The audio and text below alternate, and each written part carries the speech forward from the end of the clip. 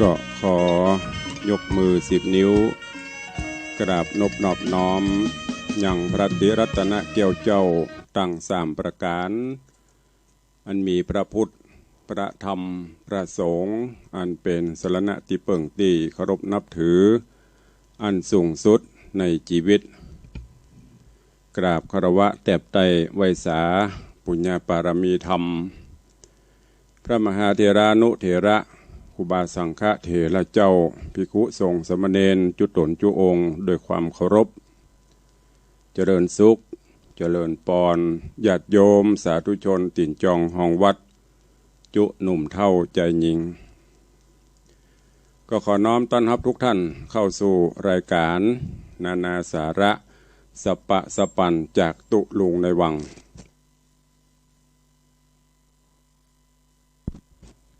ทางสถานีวิทยุท้องถิ่นจังหวัดเชียงใหม่คลื่นพระพุทธศาสนาและจริยธรรม FM 96 เมกะเฮิรตซ์ในเมตตาอุปถัมภ์ของมูลนิธิพระครูบายังกวงสามัคคีการกุศลโดยท่านเจ้าพระครูปลัดสุรเดชศิริสุวรรณโนครูบายังกวงท่านผู้อำนวยการสถานีมอบหมายถวายเวลาให้กับตุลุงได้นำรายการมาพบปะพอออกไม่ออกศรัทธาในยามค่ำยามแรงตั้งแต่เวลา5 โมงไปจนถึงประมาณ5 โมง 40ในส่วนของวันนี้ตั้งคลื่น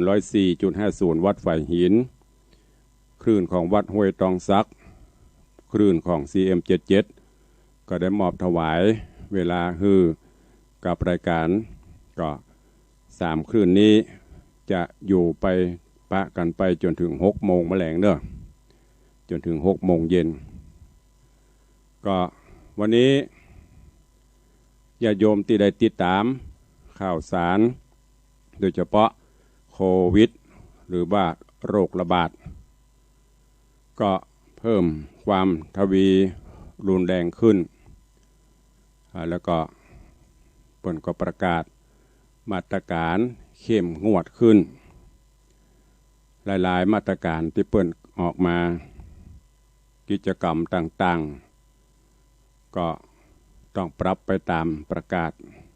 เปิ้นประกาศเคอร์ฟิวประกาศอย่างนี้นะก็บางวัดก็ประกาศไปพ้องละว่าเข้าภาษาปีนี้ก็คงจะจัดแบบบนห้องอย่างออนไลน์ หลายวัดที่หันประกาศในเฟซออนไลน์จะได้ตุลุงก็ใส่บาทเศษ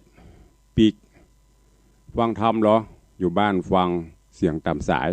นะอันนี้ก็ของตุลุงนี่ยังรออยู่รอฟังคำสั่งของทางคณะสงฆ์พระผู้ใหญ่ผู้บาอาจารย์เพิ่นจะมีมาตรการจะได้เราก็ต้องปฏิบัติกันไปตามนั้นแต่ในตอนนี้ก็ยังปกติอยู่ก็บ่กลัวกันน่ากลัวเนอะเพราะวันนี้ก็10,000 ปลาย10,000ที่เปิ้นแจ้งต่างลายต่างอย่างนะสถิติทั่วประเทศตายก็100 ปลายโอ้น่าสลดใจเนอะที่ประเทศชาติบ้านเมืองหรือว่าโลกมนุษย์เฮามาถึงจุดนี้ยาก็เอาไปอยู่หมอก็ปนเน็ตปนเหนื่อยกันละก็ด้วยความเป็นห่วงเด้อ ปล่อยแม่ญาติธรรมญาติโยมก็ดูแลรักษาสุขภาพรักษาตัวเก่าให้ดีการไปละโดยเฉพาะจะไปว่าโอ้บ้านเฮาอยู่บ้านนอกบ้านนาก็ไปว่าเนอะบ่ได้ตั้งจอมตองบ่ยังติดนะตั้งจอมตองก็หันจันเจ้าคุณอมระเวทีพอคัตเตอร์ใหม่จอมตองหงเฮียนครับอะไรอย่างหงคัดลำไยอีกก็ติดกันเป็นละนาวอยู่ก็ไปทั่วละหัวละแหงเด้อก็พยายามดูแลรักษาสุขภาพอยู่บ้านอยู่จองก็ปฏิบัติกันไปถ้าจะไปไหนก็จะไปหลวงหลายไปกันย่อยกันไปเนอะวันนี้ตุลุงก็คงจะต้องสลับรายการ เอาเป็นซอธรรมะ มาเปิดให้ญาติโยมต่างหลายเนาะเฮาได้ฟังธรรมะแบบบรรยายธรรมะแบบเทศน์อย่างมากันตลอดวันละวันนี้เป็นวันหยุดโดยก็ยามค่ำยามแรงสลับมาฟังซอธรรมะสลับกับการเนี่ยกินเนี่ยว่าทำการทำงานกันไปตัวเนาะแล้วกระเดียวก็แกว่มาอู้มาจ๋าสนทนากันในใต้รายการทำกรรมซอวันนี้ก็เป็นซอธรรมะเรื่องเต่าน้อยอ่องคำ กุเตียตุลงเทศธรรมผู้ฟังวันนี้มาเป็นเวอร์ชั่นการซอเรื่องเต่าน้อยอ่องคำจะเป็นจะได้ฟังในเวอร์ชั่นของซอเนาะก็เป็นซอธรรมะแล้วก็จะได้สาระคติน้อมนำไปคิดพิจารณาดังนั้นเชิญทุกท่านเนอะสดับรับฟังติดตามรับฟังซอในเรื่องเต่าน้อยอ่องคำมันเป็นละครซอณโอกาสวันนี้เนาะก็เดี๋ยวก่อยมาพบมาปะกันในใต้รายการเนอะ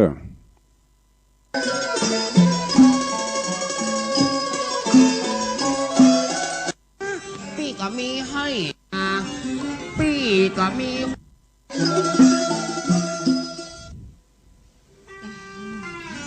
เป็นยังไงพ่อเนาะ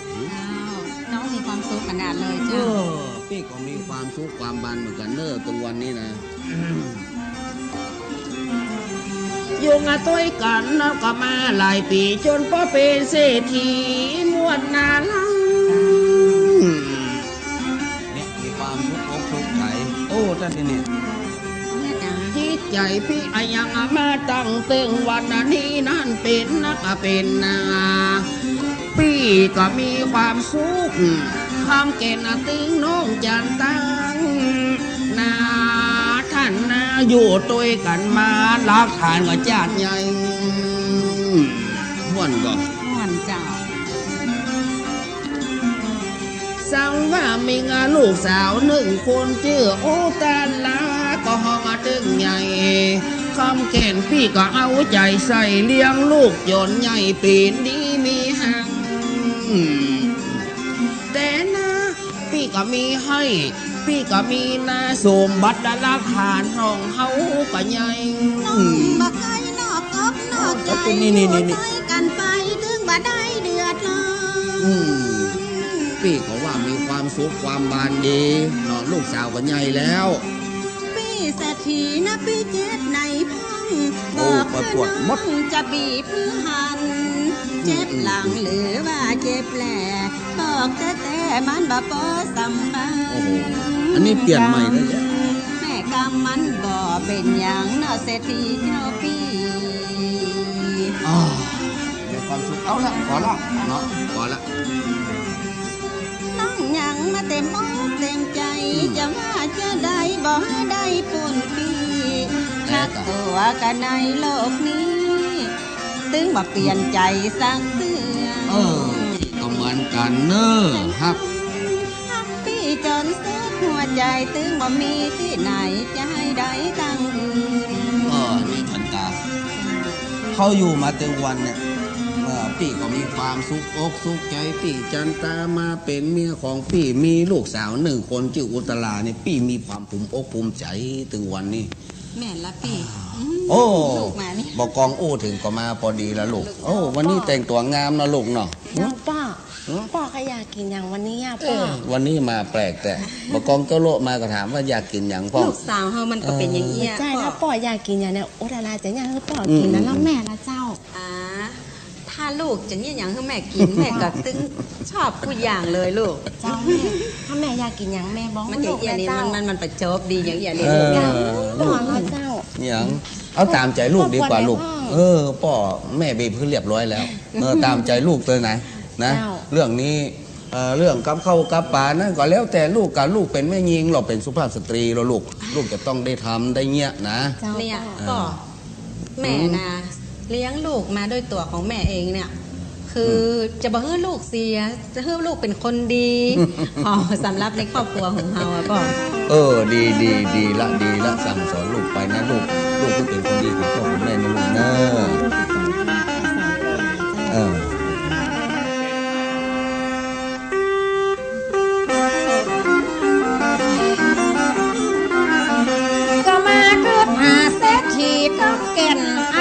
แล้วก็แม่นเป็นถึงเศรษฐี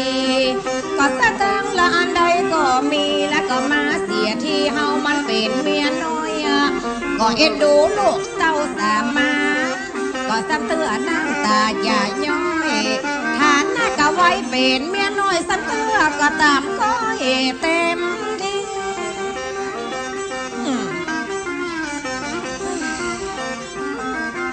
ก็อยู่ในจงแล้วก็อยู่ในบ้านนะเขาของอายังก็เตี้ยงแต่ดีหลี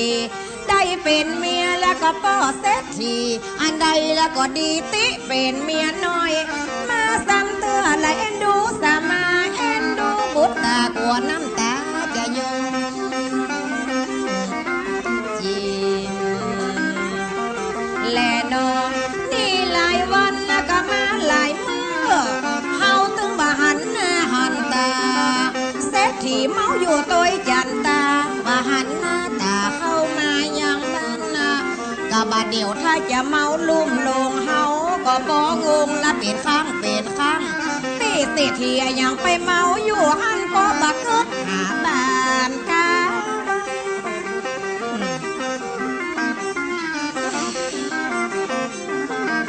เฮาเป็นเมียน้อยและกระจายกาซับเตือนอนนะบัดลับมีกระทนหายใจ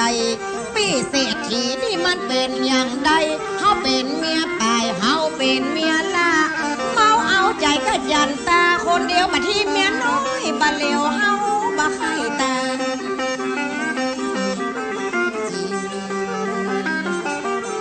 และน้องเกิดแล้วพิษอกพิษใจอ๋อปีเศรษฐีคำแก่นเฮาเป็นเมียน้อยปะโทธโมใครมาก็มาใครหายก็หายปอดใจนี่นะเนาะมันถึงแม่ไอ้อย่างนี้น้อยอย่าเหาะไอ้อย่างมาให้แม่อย่างลูกไอ้อย่างอีน้อยแต่มาน่ะมันน้อยใจก็เปล่านี่อย่างลูกมันยังไงมาฮักลูกมาตึงกันแม่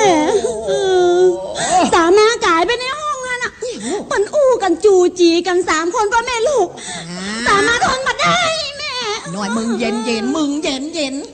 มึงทนมาได้อีแม่ซ้ำเหลือมึงก่อนแต่มาก็เป็นลูกป้าเหมือนกันเนาะก็มันบอกพ่อหน้าพ่อน่ะพ่อน่ะเหมือนความอบอุ่นสามาเลยอย่ามาเป็นจะได้เดี๋ยวอีแม่จะใจผายาเดี๋ยวมึงจะไปศูนย์เดี๋ยวก่อนแกพูดทลาคนมันงามเหรอสามาน้อยอันงามนี่เนื้อแต่งตัวคนหน้ากันตาสามาแม่สามาใบยอเดี๋ยวโอ้อันงามเหลือนี่อีแม่ว่ามันเป็นใจอีแม่แปลงมึงเลยน้อยแม่ยังมาแปลงสามามันงามโอ้ก็เบามันมาอย่างอีน้อยก็มึงไปเดือดน้อยเนี้ยโอ้อีแม่จะจัดการมึงพอความคิดอีแม่น้อยแค่มามือเนี่ยมึงเนี่ยจะได้เน็ตละมันมึงเจืออีแม่มันอยู่ในหัวอีแม่2 คนเนี่ยมันเหมือนเสี้ยนหัวใจอีแม่มามือแล้วไม่ได้ก็ว่าอย่างอันนะกำนี้อันเมื่ออ่านมันหาว่าอันน้อยแต่กำนี้โอ้อีน้อยลูกอีแม่จะได้งามแม่อีอุตลาอีน้อยจะไปน้อยใจที่จริงอีแม่ว่าอีน้อยก็งามนะแต่อีน้อยมาช่วยอีแม่ว่ามึงเป็นสลิดดีๆหน่อยเถอะมายอมบอกเหรอมันได้ใส่สร้อยเพชรสังวานโอ้ยอย่างได้เป็นที่สามาเนี่ยได้ใส่กระถางเส้นเดียวมันนะบอกเหรอใส่เดียวเพชรเดียวพลอยอีแม่จะสู้ห้องมึงกันเดียวก่อนอีแม่จะซุยป่อมึงไปเดือดเนี่ยจะซุยยังไงอีแม่มีวิธีมันต้องกลัวอีน้อยงามเหรอแม่จันตาก่อนแม่ยังมีวิธีอีแม่เนี่ยงาม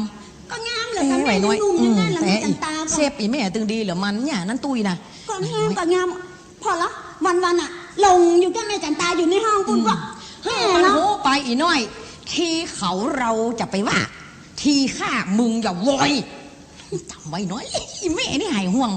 มึงบอกอีแม่มันมีในสมองนี่มึงเย็นหน่อยเชื่ออีแม่โอ้ยวันนี้แต่งหน้าดีๆเย็นจนปอฮ้อนแล้วแม่เอาลูก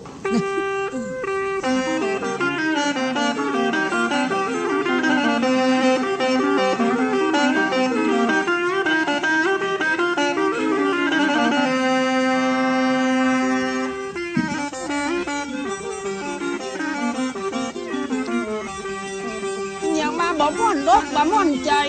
มาค่อนกายในใจเจนลง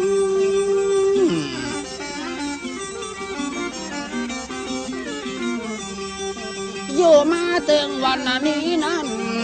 วันนี้ยังมาฮ้อนหัวใจ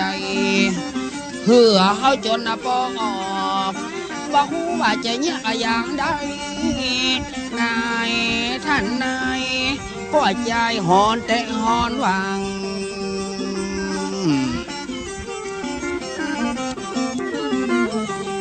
ไปใส่ใจบ่หูไปอยู่ที่ไหนปอบอกมาใจงามอนค่าบอกคือนายงานอล่าสามรับตัวข้าก็ลองวีแงบแงบแต่นะ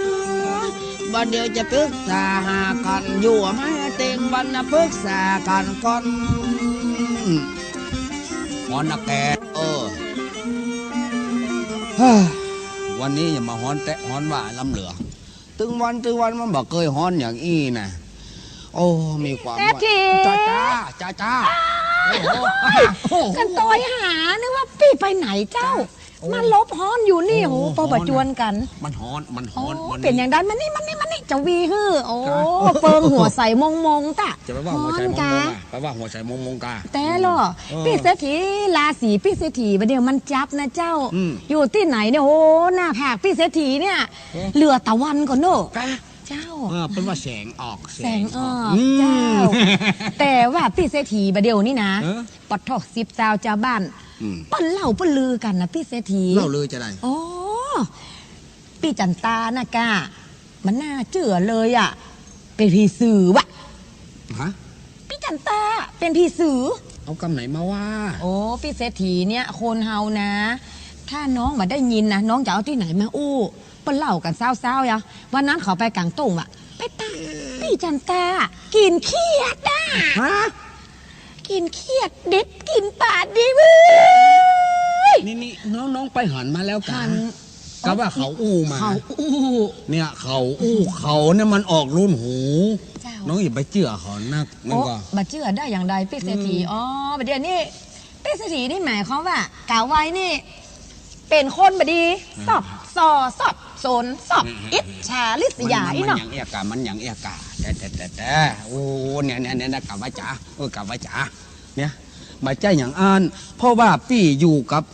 จันตาเนี่ยมาเมินแล้วจนมีลูกมีเต้าอยู่กินกับกันสมบัติรักทานก็เต็มจ้องแต่บ้านพี่บอกเคยหันแกเป็นผีเสืออย่างโลคนเป็นผีเสือเรื่องอะไรยังไม่กินป่าใส่หน้าพี่เศรษฐียังมาเกิดเนี่ยหัวใสบัดได้หันก็จะเป็นไปได้กว่ามันหากินเมื่อค่ำเมื่อคืนปูนหรือว่าตอนคนเผลอพี่เศรษฐีนั่นไงบัดเจ้าไม่มากินจับใส่หน้าพี่เศรษฐีมาได้ลองเนี้ยพี่เศรษฐีมาต้องเชื่อก็ได้รอเผลอพี่เศรษฐีก็ลองโจรพี่จันตาไปเสาะป่ากะลองอะแต่ก็ว่าแต่ถ้าเวลาเขาไปหาป่านี่แก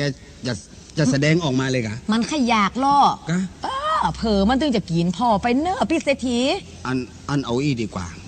เขาไปหาป่าด้วยกันเพื่อพิสูจน์ความจริงเนาะเจ้านะนี่แหละเขาจะได้รู้แล้วว่าจันตาจะเป็นหรือบ่เป็นเจ้าเจ็บนี่กันเจ็บเนี่ยปิ๊บ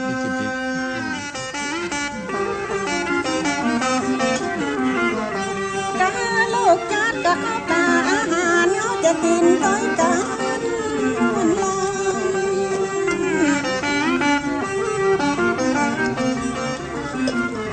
เป็นลูกเป็นเต้าบ่ต้องกลัวสักอย่างแม่จะสั่งจะสอนคือตัวนี้กาลูกเต้าจะไปนับกินนับอยู่นับนอนวอนแม่วอนอย่าได้สอนไปตีตั้งอื่น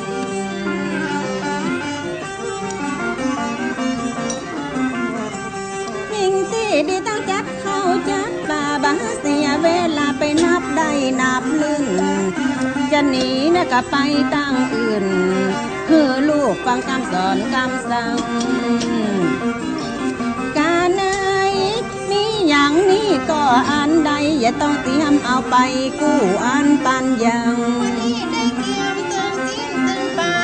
แม่จันตาก็ปอดให้แม่จะเอาไปกินลูกค่อยไม่ได้เอาอย่ามาใส่สักอย่างจะไปซาป่าน้องน้ำบอกไก่ลูกเขาเกี่ยมไว้พอจะน่าอาหารเกี่ยมแผ่วน้ำเกี่ยมแผ่วเพียง ก็เอาไปจนเสียงของกินลำลำกามท่านจะได้กินกันเมื่อมันอีกอุ้ยนักลูกดี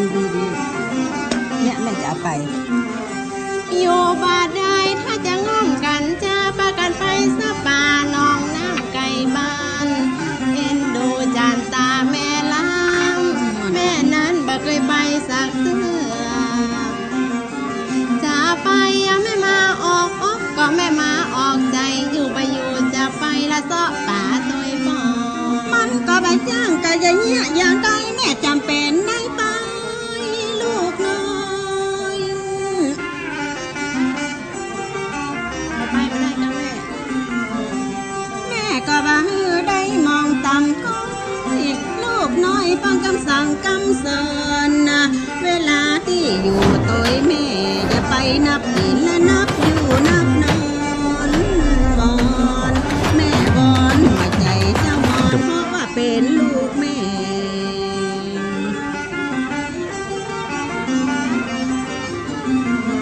ขอให้ลูกเป็นนี่กาคนดีถึงก็บ่ให้ได้แย่ลูกเป็นลูกของแม่อู้กันแต่บ่เป็นอย่างสักอย่างการเอ้ยแม่ก็จำเป็นได้ไปจะไปที่ไหนให้อยู่บ้านเนอะลูกอยู่บ้านเนอะเจ้าแม่แต่แม่ก็ยากเหมือนกันนะลูกที่แม่จะไปแม่มันเป็นอย่างไรอะลูกอะว่าใครก็แม่ไปเลยนะเจ้าแม่มันเดียวกันนะลูกแต่แม่ก็ไม่อยากให้ไปเหมือนกันมันก็จำเป็นให้ไปแม่จะต้องไปสอนแม่ไปสักเตือนนะเจ้าแม่โอทาราน่ะใจบอกให้ดีเลยนะแม่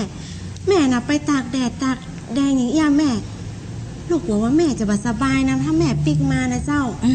คงบ่เป็นยังลูกเนาะบ่ต้องห่วงแม่นะแม่เคยไปก็ยังแค่นะนี่แม่บ่เคยไปสักเตือนลูกเนี่ย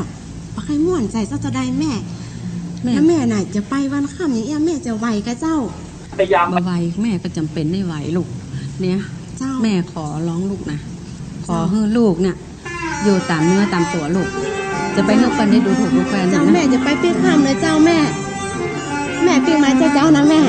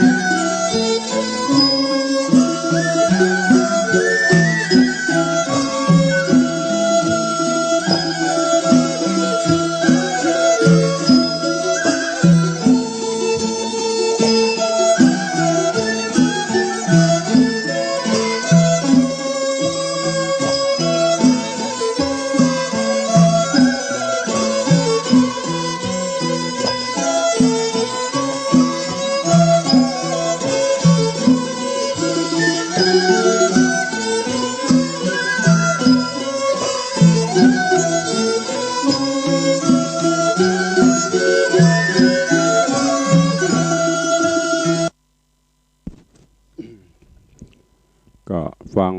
ละครซอเต่าน้อยอองคำในตอนแรกพักไว้ก็เดี๋ยวก็ฟังกันต่อในตอนที่สองอีปอยแม่ฟังละครซอก็คล้ายๆอย่างฟังเทศฟังธรรมในเรื่องของการครองบ้านครองเฮือนระหว่างเมียน้อยเมียหลวงมีคนเดียวนั่นน่ะดีที่สุดเนาะมีหนึ่งมีสองมีสามก็จะตุกขึ้นไปแหมเพิ่มความตุกความยากกล้าสองกู้ผัวตัวเมียก็ลำบากนักแกอันนี้จะเอาสองเอาสามก็จะเป็นตุกเพิ่มขึ้นความเดือดร้อนดีบดีลูกเต้าเหล่าหลานก็เป็นบ่ห่วยน้อยจาก็ กำพร้าป่อกำพร้าแม่ไปขาดป่อขาดแม่ขาดความอบอุ่นก็เลยทำให้เป็นปัญหาสังคมมาแถมเนาะก็ในโดยเฉพาะที่น้องที่ฟังตั้งคลื่น96เนาะเป็นจะได้พ่องเต่าน้อยอองคำในเวอร์ชั่นการซอม่วนก็จะได้ก็โทรเข้ามาร่วมรายการกันเนาะส่วนพี่น้องต่าง104ต่างวัดห้วยตองซักต่าง CM จะเดี๋ยวยังอยู่ด้วยกันไปทำมือถึง6 โมงใครฟังอยู่ที่ไหนตอนใดพ่องจ้าก็เอิญเข้ามาเด้อคือกำลังใจกันยำค่ำยำแรง081 783 6540 081 783 6540สายแหลกมาแล้วจากที่ไหนเจริญปอนครับขอบพระคุณครับครับผมเดี๋ยวลองดูก่อนเนอะครับสวัสดีครับจากหนองกายเจริญปอนปเลี้ยงไม่แต่ครับโอ้อันเป็นว่าถ้าคนรูปหล่องามนี่แต่ว่ามาจากเบ้ามันนี้เนาะแม่เผาลูกจากเบ้าจากแม่พิมพ์มาแล้วก็น่ากับพ่อเขาอันแม่พิมพ์แล้วเนาะรุ่นใหม่นี่เพิ่นเอาอันน่ะก็เอาพลังมาผสมไทยเอาญี่ปุ่นผสมอย่างนั่นมันเป็นดาราแล้วแม่พระธิดาเปิ้นจิ๋วพันเปิ้นดีแล้วเปิ้นดีเปิ้นงามหรือมาจากเบ้าเปิ้นน่ะเนาะถ้าอย่าเบ้ายางกะเลอมาบ่ฮู้ดีเหมือนกันรอไว้สาขาเพื่อกำลังใจเด้อกำลังโล่นเข้าโล่นออกนี่เจริญปอนเด้อไปอันปุ้นเนี่ยการข้างธาตุปุ้นก็เลยจะปลูกดอกโล่นเข้าโล่นออกสาธุเด้อจะเลินปอนครับจะเลินปอนไปสาเจ้าว่าตอนนี้ไม่เจริญคำเขียวบ้านจอมตองร้องเมียคำนะเจ้าบ่ได้แต่ได้ฟังตัวนี้ม่วนดีตรงเปิดนั้นม่วนดีฟังเปลี่ยนหรือเปล่ากันยังไม่ย้ายมาตั้งเทเหรอเจ้าเตี้ย2 โมงต่อมันก่อเตี้ยบ่นมีนะอีแม่เขาฟังเลยแม่เขาประจำเป็นแจ้งรายการห้องตุลุงมีบ่ายโมงถึงบ่าย2วันพฤหัสและวันศุกร์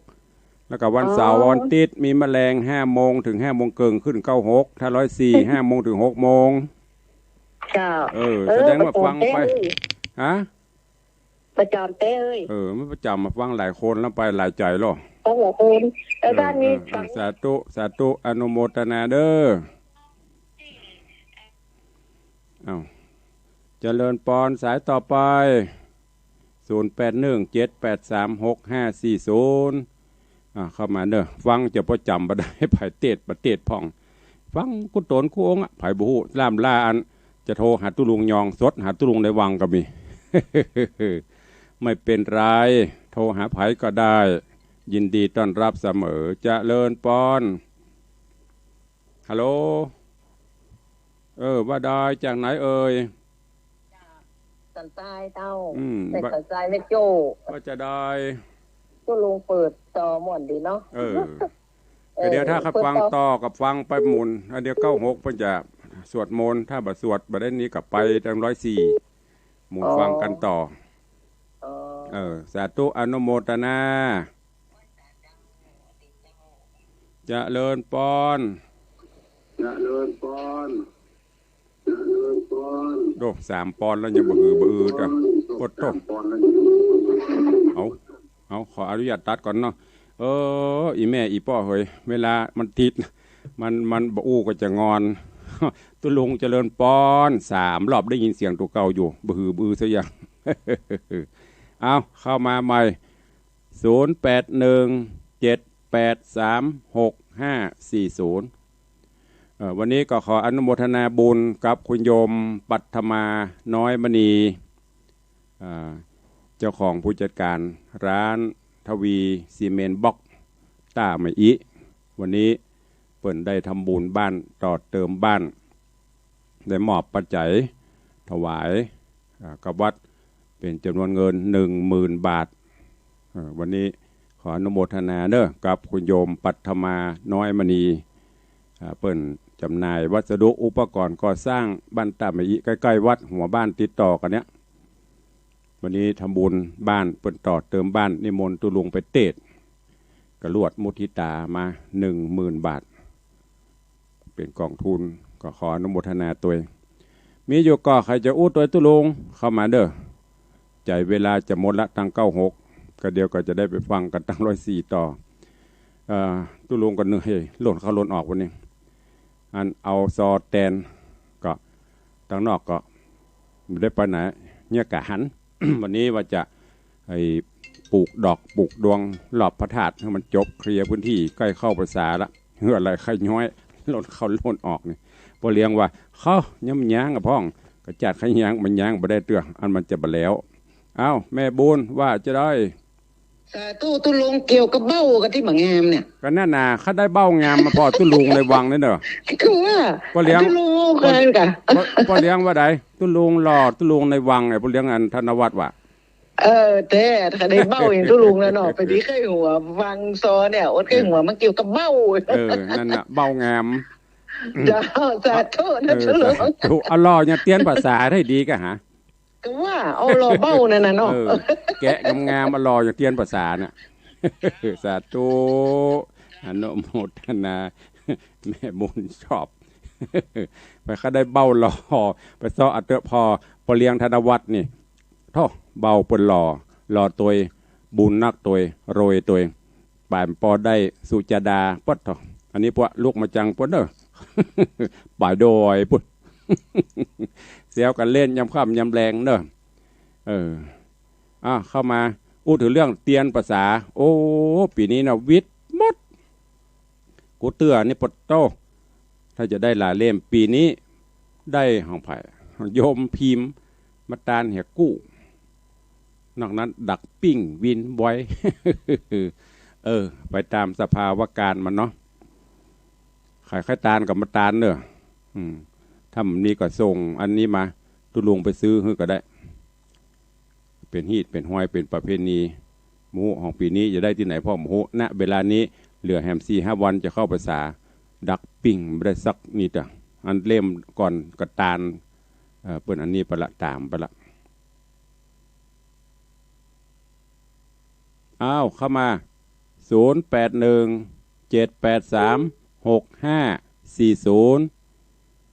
0817836540กระลิ่งเข้ามาเนอะวันนี้วันติดมาลั่งกลัวโควิดน้ำกาจมปปก้าโทรหาตุลุงหมู นี่ก็ตอนนี้ตัง96เพิ่งก็ยังลิงเขาอยู่ก็17:39 นาทีมีไข่อู้ตุลุงฟังต่อเต่าน้อยอองคำในตอนที่2เนอะฟังกันไปก็เดียวปุ่นแถมซักบืดใกล้จะหมดเวลาก้อยมาปะกันแถมกำนอ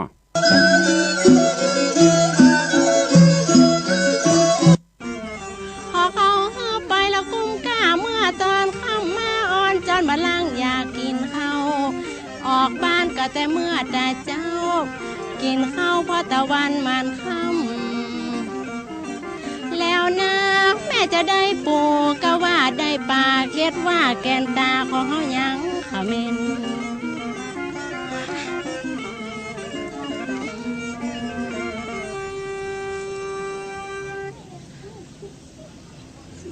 แม่ยังมาเต้าบาเดียวเอาบ้านน้องมาแต่เจ้าแล้วอ่ะ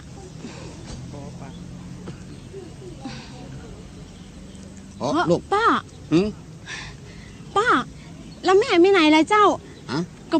แม่ไปเศร้าป่าจะป้ออีไปใจกาแล้วว่าแม่ไปดีแล้วแม่ไปเมืองใจร้อนไปแล้ว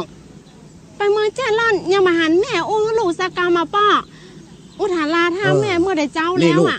บัดถ้าไปกื้อเติงหาแม่ไปดีแล้วแม่ไปเมืองแจ้ร้อนแล้วลูกบัดต้องกื้อเติงหา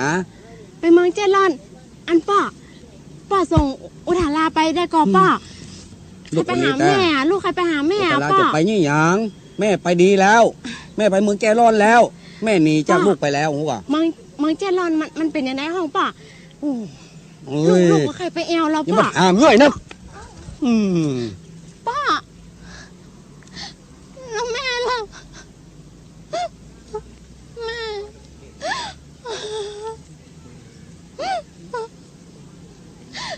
แม่ไปยังมาบอกกันลูกยังมาบอกสักคำ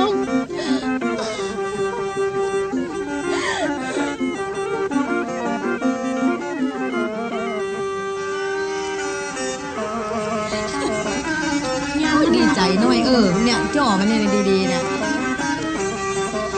อีแม่ก็มาใจดีวันนี้เป็นวันยิ่งใหญ่จะชวนลูกแปลงดอกไม้เอาไว้เพื่อมันงามดอกนี้เป็นฝีมือช่างอีแม่เคยไปตักไปถามขายในกาดเป็นก็เหมือนอย่างมึงลองหัดทำมาไว้พองเคยไปเดือดร้อนบ่อยใหญ่น้อยงอกมันลงตามมาตื้มมาได้ใจอ่อนนี่นะวันนี้มันในยังบางห้อมมาพ่อแม่เจ้ากล่าวไว้เมื่อพ่อหน้าตาแม่ยังไม่สดชื่นเจ้าตามมาก็ตึงดีใจแม่เฮยมีเรื่องอันใดยังบอกตามมาสาวพงอีแม่แล้วก็มีเรื่องดีที่มึงยังบอกมาก่อนอย่างแม่อีแม่ตึงบาใจอ่อนก็ทอดและแต่ก่อนนะแม่มันนะอีแม่มันคำในจิตบาจังอาจจะคิดแม่เลยห่างเหินนะวันนี้ดีใจต่อเติมมันมาเหมือนเดิมมาเหมือนเก่ามาหัวมันเป็นอย่างใดสามาเป็นลูกเป็นเต่าจะได้บ่เหมือนเดิมเหมือนเก่าแม่เขาลงเล่าคือฟังมันเป็นข่าวดีก็ข่าวหายสามาก็ตึงให้หูกันบอกคือหูสักกรรมก็ว่าถูกรางวัลหูรางที่หนึ่งมึงจะไปโอ้อย่างจ้าเรื่องเปิ้นเล่ากันดาดดุนนะมันเหลือดนรางวัลที่หนึ่งละจะบอกลูกน้อยโหนี่คือฟังสูก้อยเอิญนะอีแม่มีเรื่องขำคัญนะก็บาดเดียวใจชื่นใจบานละที่มึงเคยฝันเคยหวานสามารถฝันนะแม่ฝันมาจะได้แฟนอยากจะได้ผัวเรื่องที่เขาอู้กันนั่นนะกันน่าจะโอ้นั่งดีๆนั่งดีๆเป็นแม่ย่าแม่ยิงบัดสนโอ้ผัวก็ไม่ได้เหมือนกันน้อยอาบน้ำมะนาวเป็นสาวบะก่ายนั่งอย่างอี้เปิดมาหันมันมางามหน่อยมางามอย่างไรเป็นแม่ย่าแม่ยิงอยู่ไหนต้องปานิดปาดอยอันนี้หนังอาโตโมบดีนะเอาแข่งลงหนังดีๆหม่ำหวนนะมันหนังเป็นระเบียบเรียบร้อยพอดีเขามันเป็นแม่ยิงไอ้น้อยมึงสลิดดีๆหน่อยมึงได้ผัวดีมึงก็ไม่ดีมองได้มองแม่เนี่ยโอ้อีแม่มันได้เสียทีก็เราอีกเธออย่ามาเป็นน้อยประเดี๋ยวบัลลองแม่เนอะว่าแต่มาดีนะมาดีนี่นะแม่นี่รู้สึกว่าสดชื่นหน้าจุ่มเป็นอะไรอย่างบอกสามาหูเหรอรู้สึกเป็นไรก็เพราะว่ามันหัวใจแม่มันเสี่ยงมาแล้วนะไก่น้อยไผ่ฮะก็เข้าแล้วเนี่ยมึงให้มึงเจออีแม่มาดีนี่นะสามารถสงสัยนะแม่จันตามันไปไหนมาหันไป2 วัน 3 วันแล้วแม่มาหันมันอีกก็มาหันนะน้อยสามารถส่งตั้งห้องกับมาหันน่ะมึงง่อมมันกะมึงง่อมแม่เอ้ยอีแม่จะบอกให้มึงฟังนะจันตาเนี่ยจันตามันเป็นนามหัวใจอีแม่มาเดียวนี่นะเรียบร้อยไปเมืองแจล่อนไว้น้อยอย่าไปเมืองแจล่อนมึงไปหู้อย่างมันไปที่ไหนแม่เมืองแจล่อนเนี่ยอีแม่เนี่ยไปคนวางแผนมึงหู้ก่อนฮะเป้ามึงอะอยู่ไหนจีนักจีแน่อีแม่เลยมากึดใจแหละวันไปหาปลาแล้วรู้แล้วว่าไปเมืองแจล่อนน่ะแจล่อนมันอยู่ไหนเอาแข่งลงนะสามารถจะไปตุยไปแอลอ๋อใครไปแอลอีน้อยมันเป็นเมืองที่ไปแล้วบะกลับรับแล้วบะตื่นฟื้นบะหมี่หนีบะพ้นก็หมายความว่าตายแล้วแม่จะตายแล้วกันมึงไปเดือดดังมึงไปเดือดดังพ่อมึงตัดคอมันตกน้ำอีน้อยแล้วก็ลูกมันเนาะฮะอยู่ทะเลแล้วแม่มันน่ะก็เหมือนไก่น้อยอยู่ในกับมืออีแม่จะบีบมันก็ตายอีแม่จะขายมันก็จะรอดไม่ได้นี่ซุกของมึงแต่มึงใฝ่ฝันเนาะมันอยู่แค่เอื้อมแม่ทำเปื่อมึงนะฮู้ก็เป็นมาเซียนนี่มัน ออกไปละเส้นหนึ่งค่าแถมเส้นหนึ่งโอ้อีนี่มันเป็นเสี้ยนใหญ่ก็ว่าเสี้ยนน้อยอีน้อยจะว่าอย่างไรพ่อจะคืออีแม่เนี่ยอย่างใดเจ้าสามาบ้านะมันทิ่มแตงหัวใจสามาทั้งวันเนี่ยสามาอยากจะเอาเสี้ยนเล่มนี้ออกจากหัวใจของสามาแม่จะออกสามาได้ก่ออีน้อยรุ่นอย่างแม่มึงเนี่ยอู้แล้วมึงก็จะว่าอีแม่นี่อู้เอ็กอู้เอ็นขนาดแม่มันอะเส้นใหญ่อะขนาดไหนเรียบร้อยลูกมันอะหมอกอีอุดทันลาขี้เขี้ยวไอ้น้อยแม่เปิ้นว่าอย่างก็มาได้ด้วยเล่ก็เอาด้วยกลมาได้ด้วยมนดอกจันแล้วเอาอะไรอย่างก็แม่เอาด้วยคาถาแม่มีคาถาล่ะปอดช่อมึงจะเอาเลี่ยมไหนถ้าแม่มึงเหมือนแน่มึงพอป้อมึงมาเดี๋ยวนี้โอ้ยน้องกาไวอย่างอันน้องกาไวอย่างอี้มึงหูกับหินเลยจันตาบะหมี่ในหัวใจป้อมึงเลยอีน้อยมึงดูเนอะคำนี้นะสามารถจะมีความสุขอยู่กับแม่ในบ้านแล้วมึงแบ่งสลิดดีๆหน่อยเจืออีแม่นี่ถ้าแม่มึงว่าอย่างแล้วนะมึงคะแนนมึงโตยน้อย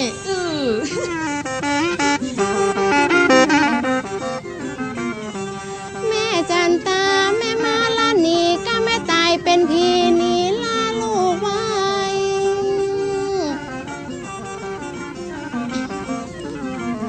ลูกอุทฐานเรามานั่งสีตาให้แม่ไทยจะมีไผในแฮม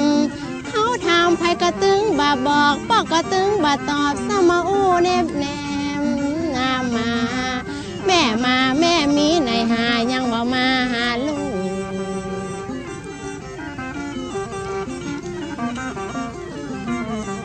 ถึงว่าแม่เป็นอสูรละกายจะเป็นจะตายเป้าว่าไปมือแจ้ลอนนะมีตีไหนลูกให้ไปตัวพ้องไปปอบางอ้อมละหาเตาหาลูกแต่นาแม่จากไปแล้วป้อบาสั่งบาลาก็แม่จันตาแม่จะจังจะนาย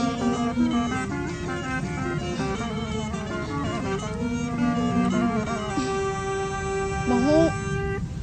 แม่มีที่ไหนแม่ยังมาหาลูกอุทลาแม่อยู่นี่แม่อุทลาแม่ก็เจ้าแม่ของอุทลาลูกของตัวหูแม่อยู่ในหนองนี่แม่ก็ต้องหาลูกแม่มันเป็นกรรมอันยังล้ำเลิศที่แม่น่ะจะต้องมาเป็นอย่างนี้แต่อย่างไรก็ตามอุทลาก็ดีใจที่ได้มาฝากแม่วันนี้แม่ไม่ได้กินอย่างเลยลูกอันนี้อีกนะของแม่น่ะมาหาอุทลาได้ทุกวันอุทลาน่ะจะเอาพักมาให้แม่ที่นี่เพราะแม่มาหาอุทลาจังวันเลยนะเจ้าแม่ถึงแม่จะเป็นอย่างนี้อุทลาก็จะรักแม่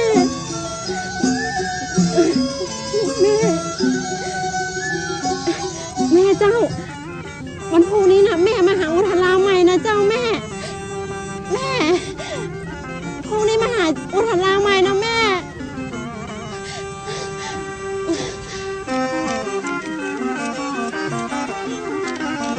แต่ป้าเศรษฐีกับแม่มือนาเตตักสเมียลูกฮักก็สองคนกับกัน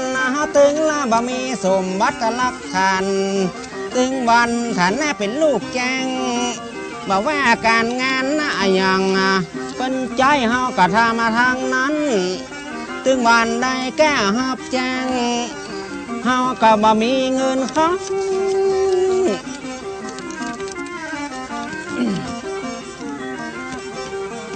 ท่านน่ะก็เฮามาเป็นคนใจถึงบ่มีสมบัติลักฐานบ่มีเมียหอยเงินคำบ่มีตีจังตีบ้านเฮาบ่มีลักเฮาบ่มีทานอยู่มาถึงวันแอบแต่งนั้นจิม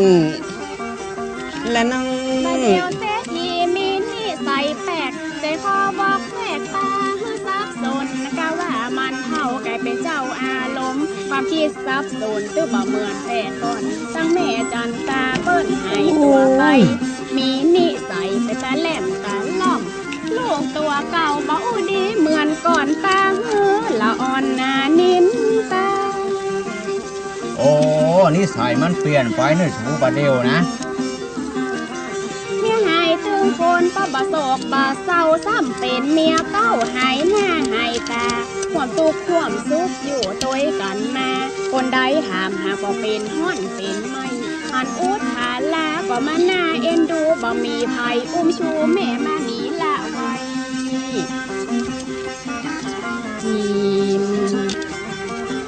และน้องเศรษฐีบ่เดียวบ่เหมือนตาก่อนเป็นเดือดเป็นห้อนอู้ตึงบ่วันบ่ใจกะเฮาตีเขากล่าวขานปากก็บ่หวานหน้าดำขี้ตีบ่ที่กับลูกสื่อนางสามาจักจ่าอู้ม่วนทวนทีบ่ที่กับอุดทาราคนปีอู้ตึงบ่ดีสักกำคนเฮามันเปลี่ยนไปได้ลูกเอ้ยลองมอกเป็นป่อเป็นแม่อีเมาจะเป็นสอบเป็นเขาล้ำฮือเปิ้นหันป่อแม่ยังได้ฮักลูกบ่เต่ากันคนเท่าใจดำตึงบ่ชอบขี้หน้าป่อแม่ยังอีฮักลูกลำเอียงเป็นอีเมาจะเทียงจนสมยาปากมาเนี่ยแค่แต่เนี่ยมาสุและน้องเพราะว่าบัดเดียวกะไว้ป่นใหญ่สั่งยังกอดได้ใจแผ่วเศรษฐีนางอุทธาลาโดนบุบโดนตีปากันลาวี3 คนแม่ลูกห้องมันเกยอยู่อู่มันเกยนอนยังย้ายจากจอนเนี่ยตึงบาดถูกมันเนี่ยเหมือนอุทธะและบาดใจลูกทำตัวบาดถูกสักคนแม่มันก็พ่อเพิ่นไว้เนอะที่อยู่ตีกินยังคดยังไข่ยังปากันย้ายของเปิ้นโซนนางอุทธาลาก็ตึงยอมคนมันก็ยอมลงห้องให้ตั้งแม่จันตาแม่มันบอมมีเขาดูต่างบุกตีเหลือขี้ข้าคนใจจีและน้อง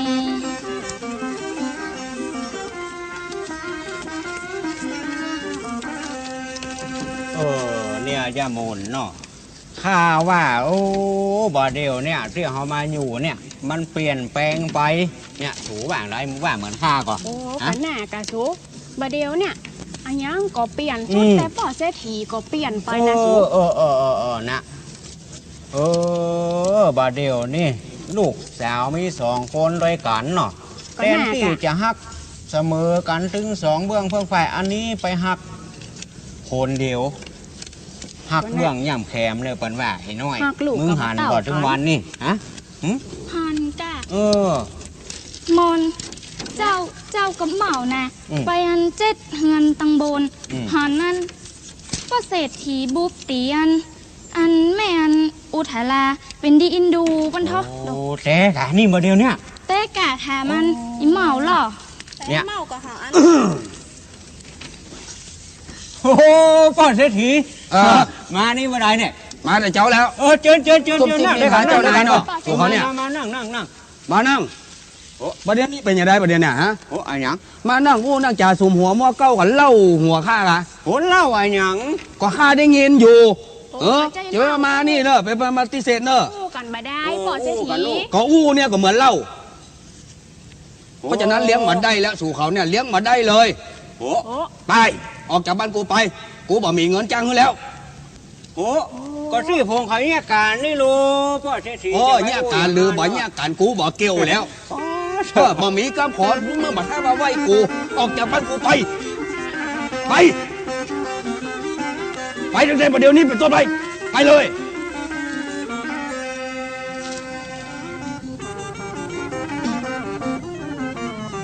แม่จันตาแม่มีที่ไหนอยากใจออกมาเจ้า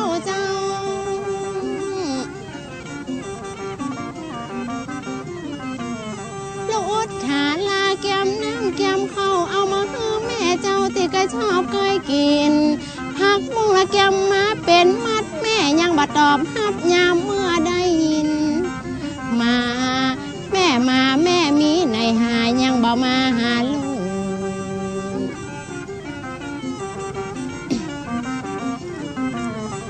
ยะการไว้แล้วกูอันบ่ใจลบการก็มานี่เต้นแหล่ของกินลำลูกเอามาหือแม่ออกมาแล่ลูกให้จากให้ผู้สักกรรมมาแม่จากไปแล้วลูกพ่อบาหันได้อู้แม่สักกรรมก็ใจบ้านใจชื่น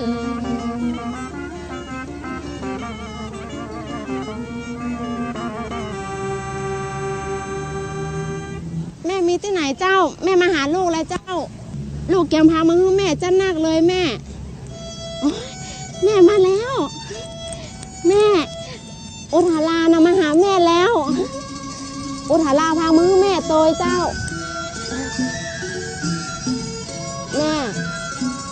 แม่นะแม่มาหาลูกซึ่งวันเลยแม่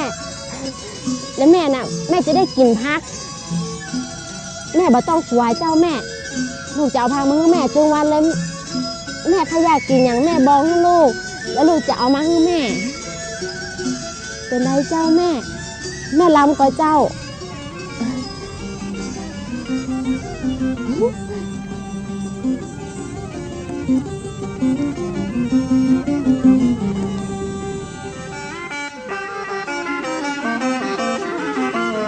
อยู่มาถึงวันบาดเดียวสุขห่างใจก็ชินแล้ว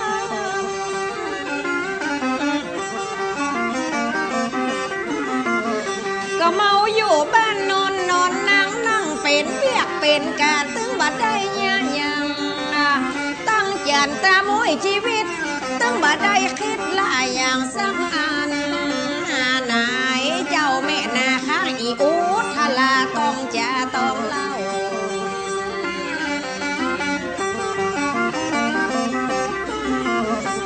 เดี๋ยวจันตาละมันตายเป็นพีเฮาใจดีก็อยู่อย่างบ้านนะยังใจดีเจนลำยังค้างเป็นเต้าเป็นลูกแถมคนนะบัดเดี๋ยวประสนเฮาต้องสนมันยังค้างแถมคนตีตำใจเฮาอยู่แม่มันมอละนะยังค้างอีอุทลาตัวนี้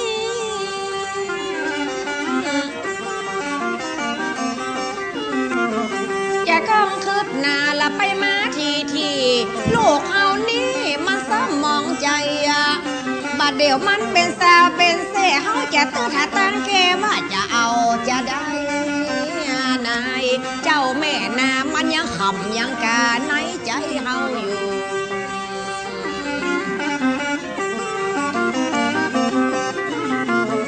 เอ็นดูสามาก็มันเป็นสาวหน้าเก่าขาวยังบ่มีคู่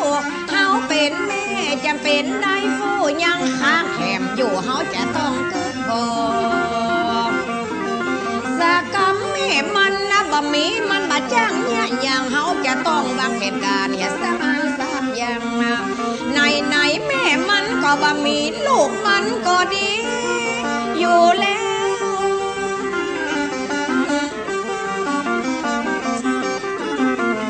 เพราะว่าในใจเฮาบ่ใส่ผ่องแผ้วแม่บ่มีแล้วจะไปเปิ้งไผก็บ่เดียวเศรษฐีเป้เจ้าฟังกำน้องเนากาไว้นายเจ้าบัดการจบสักกรรมเนาะกาไว้